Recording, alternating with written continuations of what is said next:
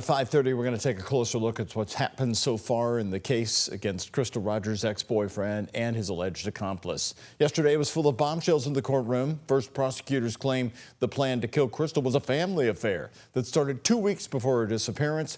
The prosecutors said Rosemary Houck was the alleged mastermind and that Brooks Houck killed Crystal on that 4th of July weekend 10 years ago.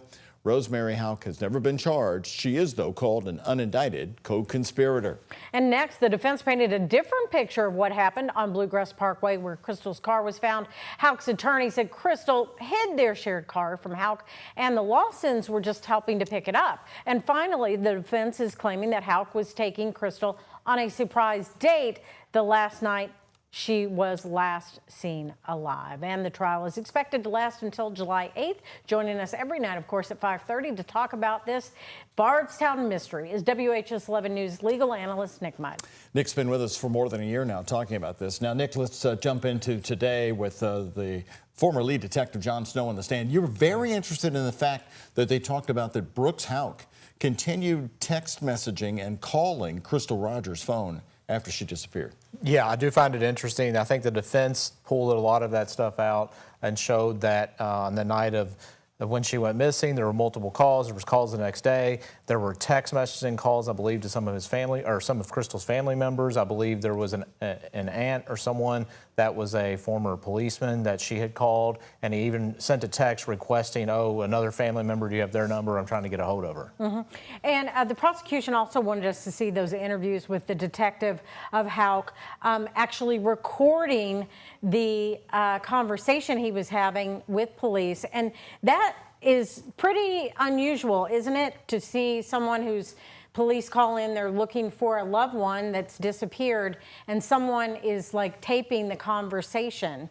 Right. I do think it's certainly suspicious. And I think the prosecution did a good job calling attention to it. I believe another witness testified just a short while ago that Houck was seen days following her disappearance in Radio Shack looking for a recorder. So certainly that was suspicious as well. And that's to, I'm sorry, Doug, just a follow-up, that's to show the jury that they were trying to get their story straight later by comparing evidence possibly? Well, certainly if you walk into a police interview, normally people don't have anything to hide, right, if they didn't do anything wrong. You walk in with a recorder, seems a little suspicious. It's not against the law. He has a right to do that, but certainly I think it does cause some suspicion, you know, regarding that. I want to go back to the text messages.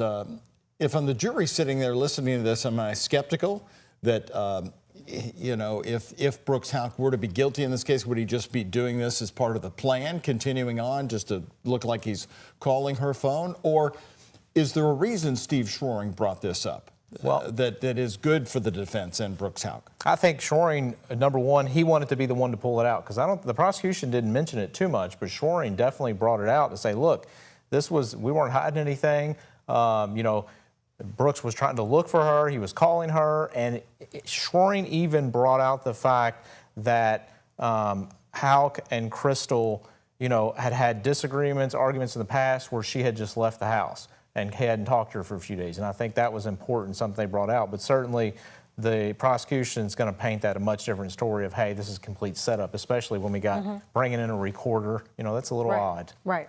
And kind of take us to about the date. I guess the defense was saying that Brooks Houck was planning a date for Crystal on the farm. It sounds like an odd date. It does, and certainly the prosecution has done a good job so far of painting the suspicion surrounding it. But again, Connie, we've talked about this, it is a circumstantial case. Sure. We don't have a body, we don't have a weapon, so they're going to try to paint that picture as much as they can. And certainly, I think the defense did a good job, though, today of pulling out things to say, look, he was concerned. This is why. This is why he didn't follow up as strongly as other people may have, because she had left before in the past, things of that nature. So, you know, it's interesting. Today's a pretty 50-50 split. Other people who are not even charged in this case, their names keep coming up a lot. Rosemary Houck, Nick Houck, the brother, who was a Bardstown police officer at the time. I thought it was interesting, came out today from John Snow about the phone call that Nick made Brooks as Brooks was giving his first interview after Crystal's disappearance, and told him, end the conversation. Snow says that's the first time Nick came on our radar as possibly being involved somehow. Right, and I certainly that's suspicious as well, and I think the prosecutors should point that out. That's why they pulled that out of Detective Snow. But I think that could be countered anytime if I had a family member being questioned by the police and would say, hold on, stop it, let an attorney be present with you. No matter innocent or guilty, you need an attorney present before you speak with law enforcement. So I think that can be construed either way, and I think that the defense is going to do so. Okay, a lot more from Nick Mudd coming up on the WHAS 11 Plus special that we bring you every night. That's at 9 p.m. again. You can watch it on the app.